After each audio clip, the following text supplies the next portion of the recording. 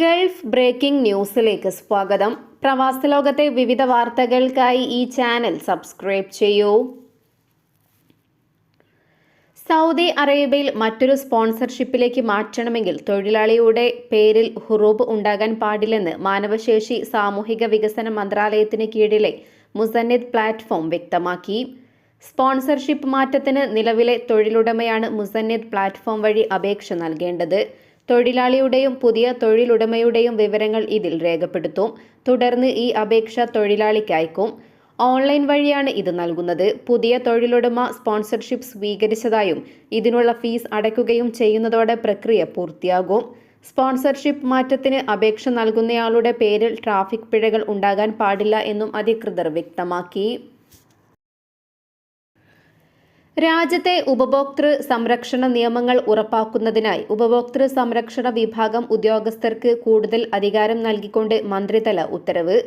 CPIയിലെ തെരഞ്ഞെടുത്ത ജീവനക്കാർക്ക് judicial police അധികാരമാണ് നൽകുന്നത്. ഇത് സംബന്ധിച്ച് നീതിന്യായ നിയമകാര്യമന്ത്രി ഡോക്ടർ അബ്ദുള്ള മുഹമ്മദ് അൽ സൈദി ഉത്തരവ് പുറപ്പെടുവിച്ചു.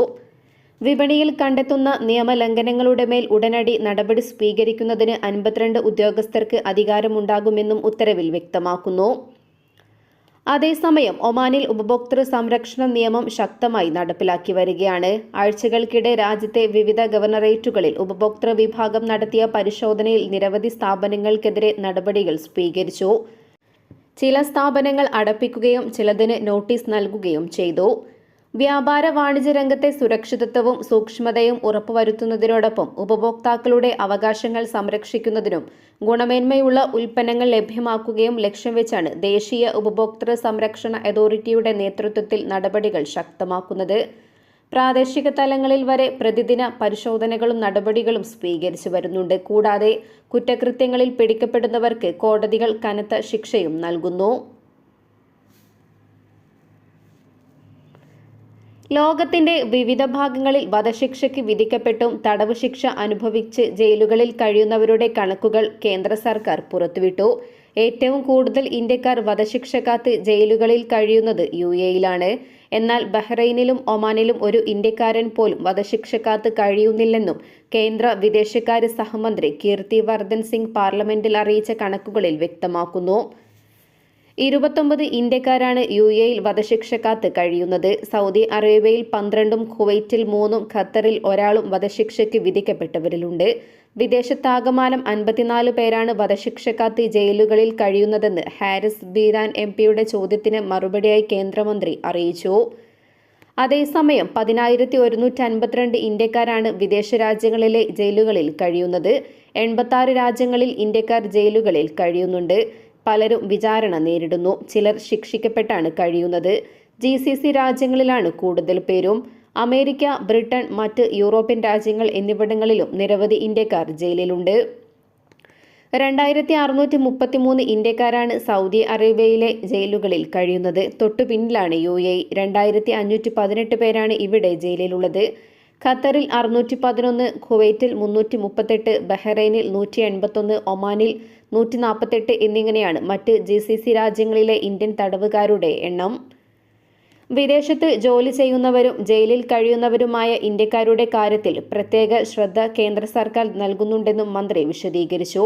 ഏതെങ്കിലും രാജ്യത്ത് ഇന്ത്യക്കാർ തടവിലാക്കപ്പെട്ടു എന്ന വിവരം ലഭിച്ചാൽ നിയമസഹായം നൽകാൻ എംബസി വഴി ശ്രമിക്കാറുണ്ടെന്നും കീർത്തി വർദ്ധൻ സിംഗ് കൂട്ടിച്ചേർത്തു. മസ്കറ്റ് അന്താരാഷ്ട്ര വിമാനത്താവളത്തിലൂടെ മനുഷ്യ അവയവങ്ങൾ കൈമാറുന്നതിനുള്ള പരീക്ഷണ പ്രവർത്തനങ്ങളിൽ പങ്കാളിയായി ഒമാൻ എയർപോർട്ട്സ്. ആരോഗ്യ മന്ത്രാലയം, റോയൽ ഒമാൻ പോലീസ്, മറ്റ് പ്രസക്തമായ അധികാരികൾ എന്നിവരുമായി സഹകരിച്ച് നടപ്പിലാക്കുന്ന ദേശീയ അവയവ മാറ്റിവെക്കൽ പദ്ധതിയെ പിന്തുണയ്ക്കുന്നതിനുള്ള ഒരു പ്രധാന ചുവടുവെപ്പായിരുന്നു ഈ പരീക്ഷണ പ്രവർത്തനം. മസ്കറ്റ് ഗവർണറേറ്റിലെ മബേല സൗത്തിൽ പബ്ലിക് അഫയേഴ്സ് ബിൽഡിംഗിന് സമീപത്തെ റൗണ്ടബൌട്ട് അറ്റകുറ്റപ്പണികൾക്കായി ഭാഗികമായി അടച്ചു. ഈ മാസം 8 ശനിയാഴ്ച വൈകുന്നേരം വരെ റോഡ് അടഞ്ഞുകിടക്കും. ഡയറക്ടർ ജനറൽ ഓഫ് ട്രാഫിക് വിഭാഗവുമായി സഹകരിച്ച് പ്രദേശത്ത് താൽക്കാലികമായി ഗതാഗത നിയന്ത്രണവും ഏർപ്പെടുത്തിയിട്ടുണ്ട്. ഇതുവഴി യാത്ര ചെയ്യുന്നവർ ഗതാഗത നിർദ്ദേശങ്ങൾ പാലിക്കണമെന്ന് മസ്കറ്റ് നഗരസഭ പൊതുജനങ്ങളോട് അഭ്യർത്ഥിച്ചു. യമനിലെ ആയിരക്കണക്കിന് കുടുംബങ്ങൾക്ക് റമസാനിൽ കഴിയാനുള്ള ഭക്ഷ്യസാധനങ്ങൾ ഉൾപ്പെടെ അവശ്യവസ്തുക്കൾ ലഭ്യമാക്കിക്കൊണ്ട് ഒമാൻ ചാരിറ്റബിൾ ഓർഗനൈസേഷൻ അൽ മഹ്റ ഗവർണറേറ്റിലേക്കാണ് 28,500 ഭക്ഷ്യ പാർസലുകൾ വിതരണം ചെയ്യുന്നത്. ട്രക്കുകൾ, ട്രെയിലറുകൾ തുടങ്ങി നിരവധി വാഹനങ്ങളിലായാണ് സാധനങ്ങൾ യമനിൽ എത്തിച്ചത്. ക്യാമ്പയിൻ വഴി ശേഖരിച്ച വസ്തുക്കളാണ് ഇവയെന്നും മേഖലയിൽ ബുദ്ധിമുട്ടുകളും പ്രതികൂല സാഹചര്യങ്ങളും നേരിടുന്നവർക്ക് പിന്തുണ നൽകുകയാണ് ക്യാമ്പയിൻ ലക്ഷ്യം വെക്കുന്നതെന്നും ഒമാൻ ചാരിറ്റബിൾ ഓർഗനൈസേഷൻ സിഇഒ വ്യക്തമാക്കി. കഴിഞ്ഞ വർഷങ്ങളിലും സമാന രൂപത്തിൽ സാധനങ്ങൾ യമനിൽ എത്തിച്ചിരുന്നു. ഒമാനിലെ രണ്ടാമത്തെ വലിയ നഗരമായ സലാലയുടെ തീരപ്രദേശം സമഗ്രമായി പുനർനിർമ്മിക്കാൻ മാസ്റ്റർ പ്ലാൻ ഭവന നഗരാസൂത്രണ മന്ത്രാലയം ഒരുങ്ങുന്നു. ഒമാൻ വിഷൻ 2040 ഭാഗമായി ഈ വർഷം അവസാനത്തോടെ new city Salalah water front വികസന പദ്ധതിക്ക് തുടക്കമാകും. രാജ്യത്തുടനീളം നടപ്പിലാക്കുന്ന 33 ബില്യൺ ഒമാനി റിയാലിന്റെ വികസന പദ്ധതിയുടെ സുപ്രധാന ഭാഗമായാണിത്. പ്രമുഖ അന്താരാഷ്ട്ര ഡിസൈനർ സ്റ്റുഡിയോയായ സാസാക്കി രൂപകൽപ്പന ചെയ്ത ഈ പദ്ധതി 7.3 ചതുരശ്ര കിലോമീറ്റർ വിസ്തൃതിയിലാണ് വ്യാപിച്ചു കിടക്കുന്നത്.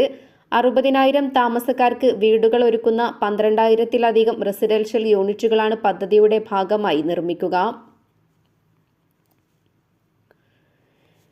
ഇതോടെ ഇന്നത്തെ വാർത്തകൾ അവസാനിക്കുന്നു. പുതിയ വാർത്തകളുമായി വീണ്ടും കാണുന്നതുവരെ നന്ദി, നമസ്കാരം.